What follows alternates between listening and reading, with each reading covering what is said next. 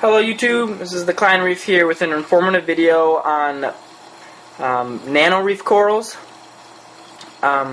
Before I would even begin to talk about what kind of corals you need or corals you want or could have or I recommend, I'm going to take a second and tell you what I would recommend before you even consider getting a coral. I would recommend a live sand bed, a couple pounds over live rock recommendation. So usually the average recommendation is a pound per gallon. I have 11 pounds per 10 gallons, so 1.1 per gallon, and that's going to help the biological filtration. Another thing I would recommend is another thing that you should have, you want to have, is a protein skimmer. I have a hang on the back Remora 75-gallon protein skimmer. Works very well. The one thing I have to say about protein skimmers is the better it is, the more you're going to have to clean it. So make sure you clean it very well, and you clean it often, because it takes out, a good protein skimmer takes out a lot more junk than you think it would. And it's good because unlike a filter, it completely removes the nitrates and proteins from the water itself. So your tank and your corals and your fish are no longer exposed to it. So I would recommend one of those with all my heart. Another thing I would recommend is a lot of flow in your tank. Or another thing that corals need is a lot of flow. Like, that's just how corals are. They grow off of currents. Like the Great Barrier Reef has a big current. East Australian current's running right by there, so they get a lot of water flow. So what I have to get my water flow going is I have a 30-gallon filter, Penguin power filter, and then I have a Corelia 250 power head running in the corner, and that pushes a lot of the water around. It's exposing the corals to a lot of water movement, and it's exposing the water to a lot of the live rock, which helps with the biological filtration, which is getting rid of nitrates. Okay, so let's get started on which corals I recommend. My first coral was a torch coral, and everywhere I read said they're not for novice reef keepers, but I didn't have any problem keeping care of this coral for the last 40-something days, and it's been really happy. They say not to get this one first. So, that being said, if you're going to listen to forums, I would go with the frog spawn coral. And this is the one they said that you should get for novice beginners. Because they grow really steadily, they're real consistent, they acclimate well, but they are aggressive. So, they will sting other corals. So, make sure you kind of place it away from other corals. Same with anything from the Euphyllia family, which is frog spawn, torch coral, hammer coral. Any of those, make sure you kind of give them enough room to grow without stinging any of your other corals. So I would put those in your tank first, give them enough room, and then put corals around that one. So it can, you can expect how big it is going to grow, and you got to anticipate how big it's going to grow. So I've read that this can take over an entire tank. So that comes down to just, you gotta frag it. You just gotta split it, and they say that these are relatively easy to frag because you can just split it right down their skeleton. But the only caution I would have with fragging is you gotta make sure your water parameters are perfect so it doesn't die, because its skeleton is going to be exposed when you frag it. So you're going to have to keep it really healthy. So I would recommend anything from the Euphyllia family. This coral in particular likes low to moderate current, and it won't open up all the way until it has its parameters and low levels of flow, which I think is why mine hasn't opened up, because it has a little bit too much flow. But I probably will be playing around with the power head, moving it around. Anything from the Euphyllia family does really good, responds really well to target feeding with mysis shrimp. Usually once a week, twice a week. But the one thing about that is they're going to grow a lot faster. So if you want to keep it smaller for longer, let it catch the leftovers of the food and let it eat the algae that it's growing in its stem. Next, I would recommend a plate coral. Because usually most nano reefs are really shallow, like mine is about 12 inches deep. That means that 10,000 Kelvin light is going to hit the bottom very strong. So these guys love high light. So putting them in a shallow nano reef is really good because you can really see their exploding growth. They like any kind of water movement from low to high, but one thing they have to have is a lot of light. It's not a very aggressive coral, but it can sting other corals. It's not really it's not nearly as aggressive as a torch coral. But as for placement, I would put it on the substrate, because if you put it up on a shelf of live rock, it likes to inflate, so it could inflate, blow off the ledge onto the rock upside down or something. Bad could happen and it could die. So to avoid that, just put it just like it is now. Going past plate coral, I'd recommend any kind of space filler coral, such as green star polyp, which is what I have here, and a daisy star polyp coral. These like a lot of light too. They don't get very big or tall, like they won't get nearly as big as this, but they will cover a lot of room.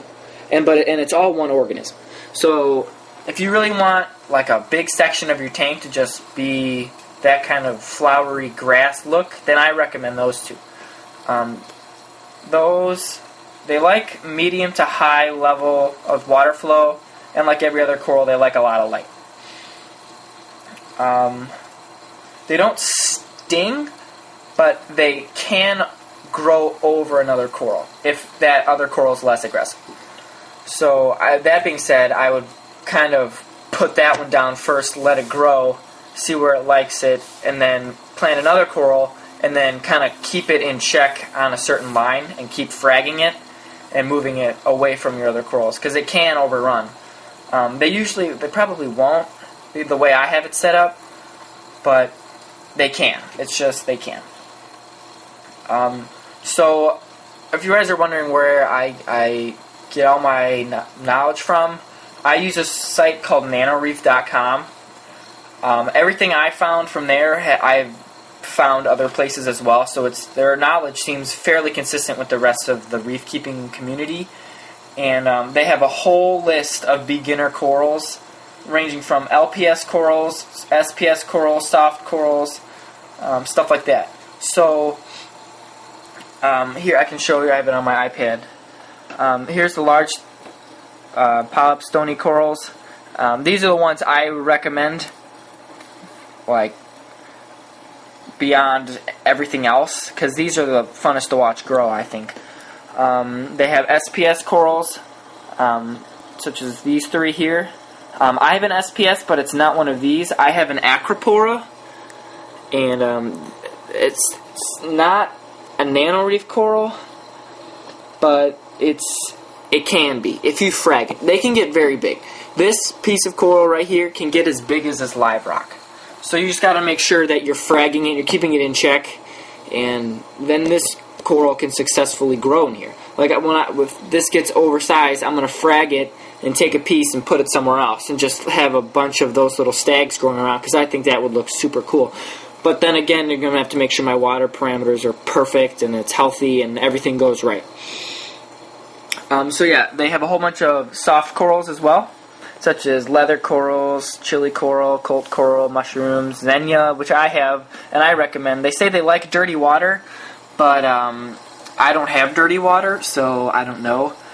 I have perfect water, so and it's happy. I mean, it's growing. That whole front piece wasn't there a couple weeks ago, so I would recommend the xenia. And if you get the pulsing xenia, it adds a super cool movement to the tank. I wish I got that one. I don't think I have that one. Another thing I would recommend was zoanthids. They sell. You can get a piece of live rock covered in them for like $15. So I mean, and then that will cover your entire tank, just like these corals here, SPS corals. And that is my recommendations for your first corals. Like I said, this site says that the torch coral isn't for novice reef keepers, but I was a novice reef keeper 30 days ago, and I got it. It's still live. It's still happy. One thing before I end this video is make sure you're supplementing, because I have 8 corals in here, and they're all using calcium. So what I have is Kent Marine. Essential elements. So this is what I use, and I put 5 milliliters of it a day. So this bottle will last me till I quit doing saltwater tanks. And it adds a whole bunch of stuff, not only calcium. It does calcium, cobalt, iron, magnesium, potassium, strontium, all these essential elements that are good, promote coral health. So that I would recommend. A lot of people just go straight calcium and straight magnesium. I find this to be a little bit easier, and it works for me. And I recommend this stuff. You can go, everybody's going to recommend different stuff, but my opinion is Kent Marine Essential Elements. Another thing I would recommend is feeding your corals. If you really want to see instant coral growth, feed them. I feed my SPS corals phytoplankton, and I feed my LPS corals mysis shrimp. And I have a video of how to feed LPS corals, like my torch coral, plate coral, frog spawn. I have a video on how to do that. It's on my channel as well. So feeding, water quality, setup, and propagation are the 4 main factors of keeping corals in such a small space. So that's my recommendation for beginner corals. Anything I have in this tank is beginner, except for the Acropora. That, he said it was beginner, but everywhere I read said it's super hard to take care of. And I think I'm doing fairly well, because it's beginning to split in the tip there. So, this is my recommendation for anyone looking for, which coral should I get? I would recommend anything I have in here. They're all really well, and they all look nice. They're all similar colors, though, which is what I kind of regret. But, yeah, like I said, check out nanoreef.com. It's really consistently set up, so they have information on not only corals, but they have information on what kind of fish you could get, what kind of inverts, such as crustaceans and corals and clams and stuff like that, which kind of corals are good for nano reefs and starfish too. So I recommend nanoreef.com for any of your questions, but if you feel more comfortable asking me questions, I'm an open book.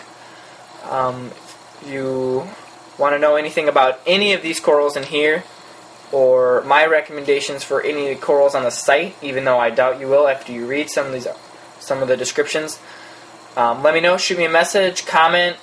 One thing I ask, if you guys like this video, can you please drop a like, because I'm trying to see how many people are actually enjoy these videos I'm making, rather than just watching it and leaving with no feedback. So that's one thing I could ask of you guys. It would be great if you could like it or leave a comment saying why you don't like it. I think that's all I have for this informative video. Good luck with starting your nano reefs, and if you have any questions, just let me know. I'm here. See you, YouTube. Thanks for listening.